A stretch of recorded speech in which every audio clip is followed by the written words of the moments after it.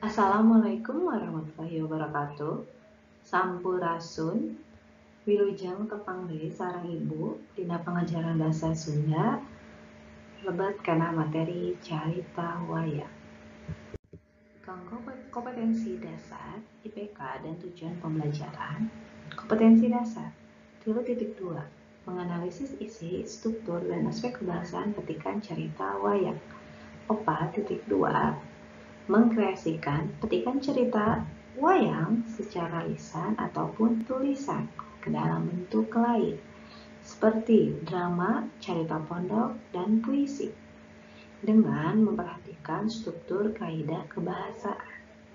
Tujuan pembelajaran peserta didik dapat 1. Mengidentifikasi isi petikan cerita wayang. 2. Menentukan struktur petikan cerita wayang. 3. Mengidentifikasi unsur-unsur intrinsik petikan cerita wayang.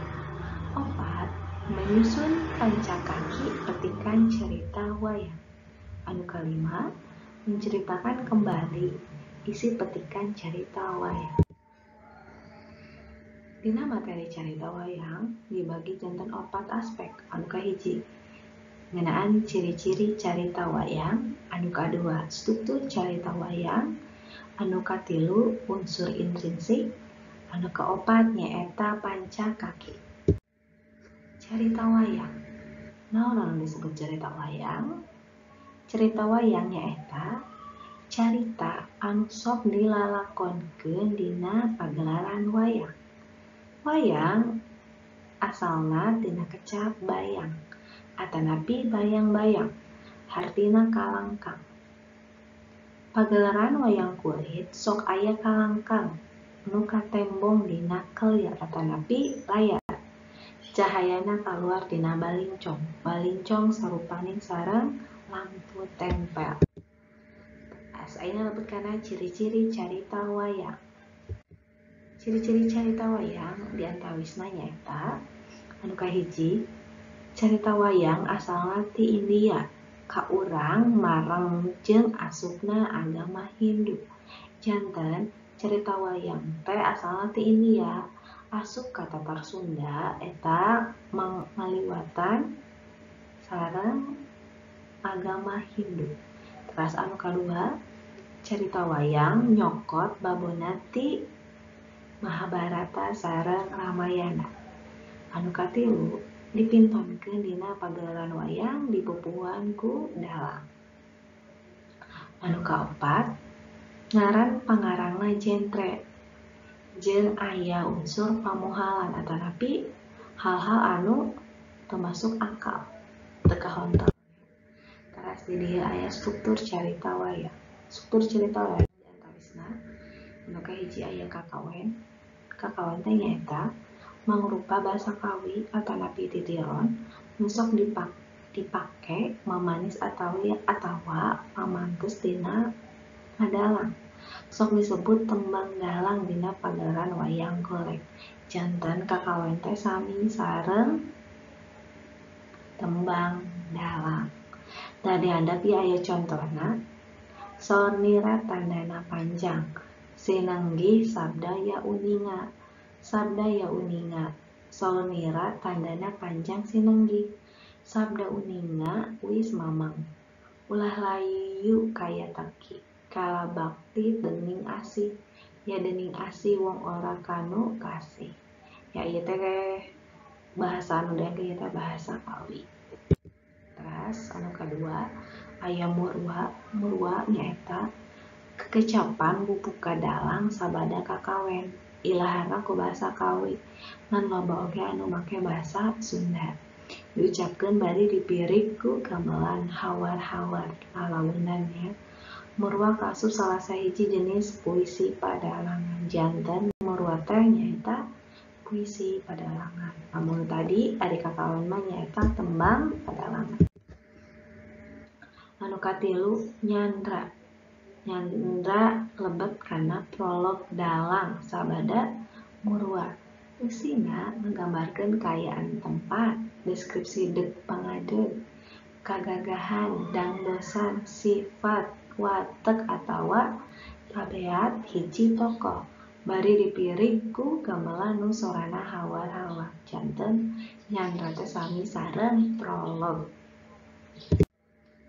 Nu kaopat nyata aya antawacana. Antawacana mangrupa paguneman atawa dialog antar tokoh.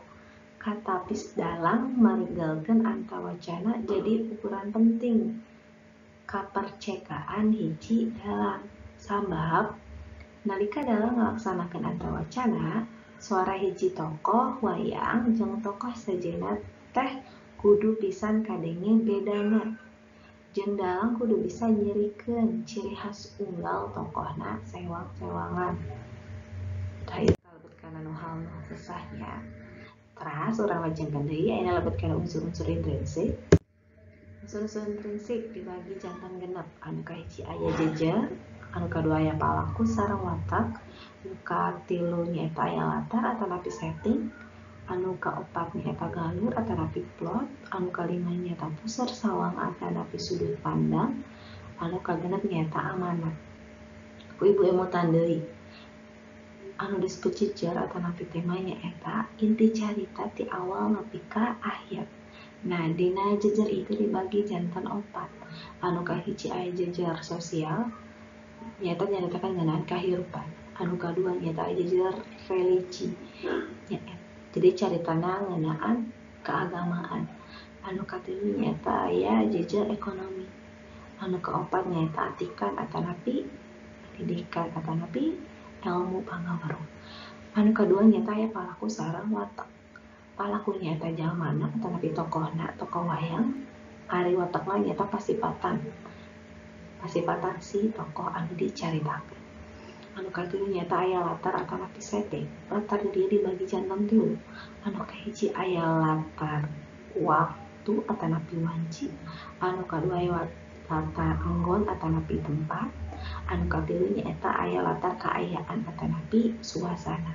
Kanggo aya latar tempat eta biasana disebutkeun ngaran-ngaran tempatna. Misalna di nagara Tanjung Maya, di nagara Astinapura, atanapi di Tegal Kurusetra.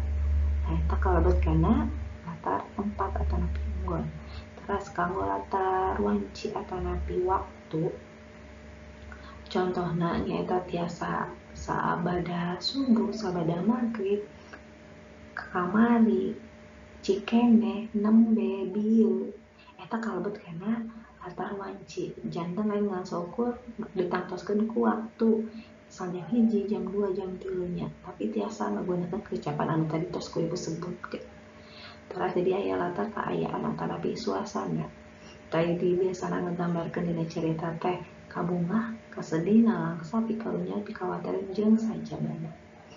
Kanggo nomor 4 nyaeta aya galur atanapi plot. Di dieu teh runtuyan kejadian anu lumangsung ti awal nepi ka akhir. Ieu teh galurna atanapi maju, atanapi mundur, atanapi campur. Tah ieu teh kantun ditangtoskeun. Ieu kalebet kana galur maju, mundur atanapi campur. Anu kalima nyaeta puseur sawangan atanapi sudut pandang. Dina puseur sawangan ieu dibagi janten 2. Aya puseur sawangan jalmi kahiji sareng jalmi katilu. Lamun jalmi kahiji biasana eta pangarang langsung kalibet dina carita. Aya kecap kuring abdi, sim kuring aing. Tah eta mun aya kecap-kecap siga kitu berarti eta kalebet kana puseur sawangan jalma kahiji. Lamun dina teks disebutkeun ngaran-ngaran tokohna atanapi manehna, tah eta kalebet kana puseur sawangan jalma katilu. Anu kagenep nyaeta aya amanat. Naon amanat teh nyaeta pesan penulis kanggo nu maca. Ieu aya nu tersirat, aya oge nu tersurat. Teras aya babanding carita wayang India jeung Sunda. Di carita asli ti India teh aya punakawan siga Semar, Cepot, Dawala sareng Gareng. Tapi di Sunda aya punakawan. Malahan mah tah punakawan ieu teh anu sering pisan dicaritakeun karesan. Punakawan ieu teh nyaeta sakeluarga saturunan. Aya bapana teh nyaeta Semar, anakna aya si Cepot, Gareng jeung Dawala. punakawan teh anu tuhu ngabdi ka Pandawa Pandawa teh ke urang bahas dina Pancakaki ya. Terus dina lalakon wayang Semar teh kacida sakti, Dewi Sakti batan dulunganana. Malah mah Dewi Sakti tibatan dewa. Eta amun cerita wayang versi di Sunda. Terus nu kadua di dia aya cerita asli ti India. Dorna kacaritakeun jadi guru Pandawa jeung Kurawa anu boga sifat tujaksana jeung dihormat. Amun di Sunda, Dorna teh jadi tokoh anu sifatna julik, rehe jeung pikasebeleun. Tur leuwih mihak ka Kurawa tibatan Pandawa. Julik ieu kan julitnya mun saur hidup mah jelmana anu teu dipikaresep yang tidak disukai oleh orang-orang. Terus katilu, Gatot Kaca lain tokoh penting tapi ukul diceritakeun rek maotna. Nyaeta basa jadi wadal sanjata kontan nu dilepaskeun ku Karna nu rek ditujulkeun ka Arjuna. Amun di Sunda jadi tokoh penting jeung rea dicaritakeun. Malah aya carita-carita wayang anu khusus ngalalakotkeun Gatot Kaca.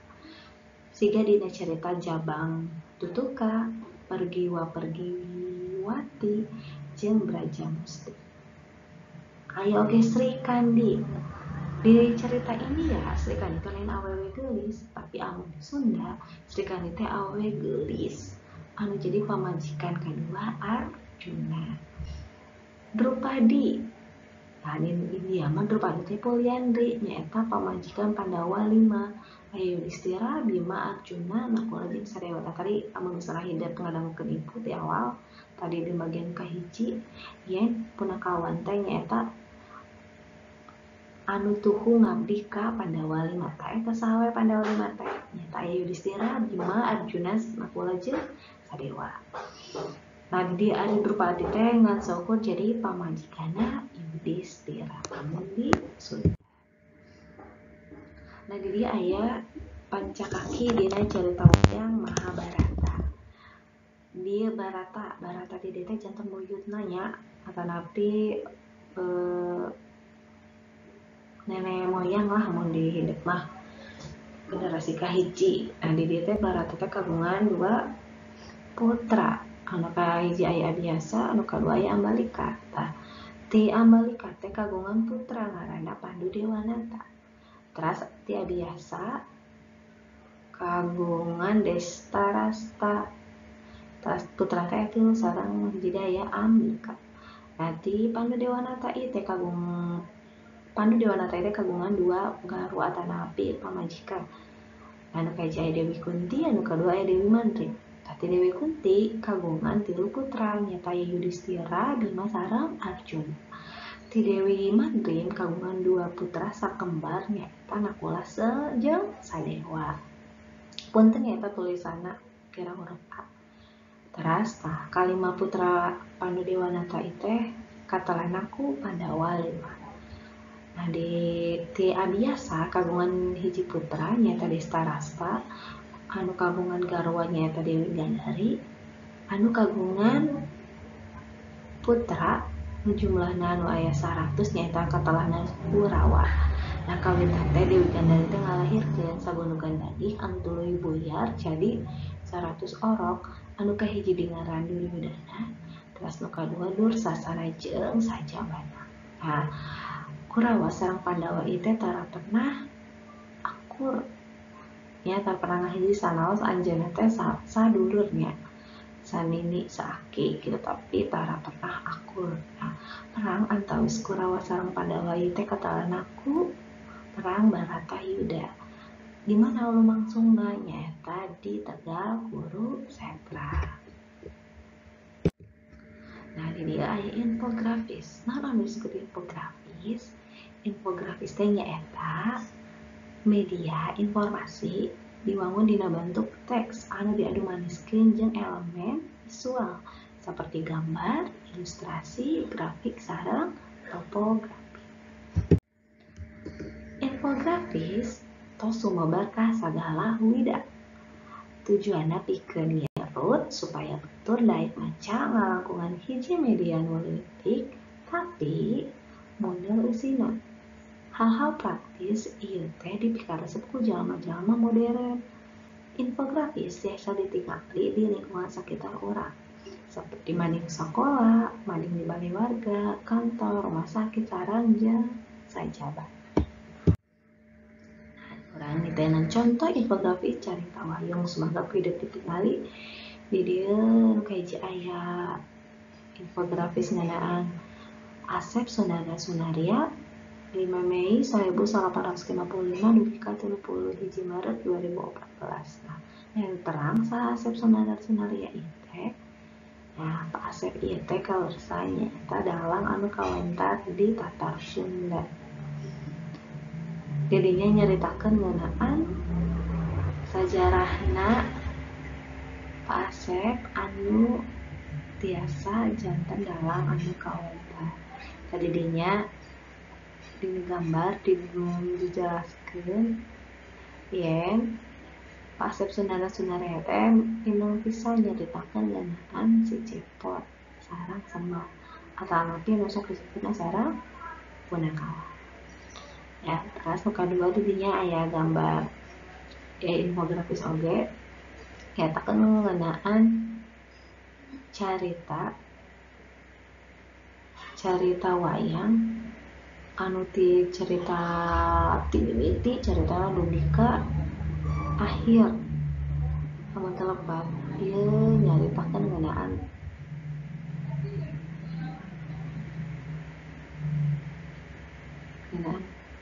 Mahabharata.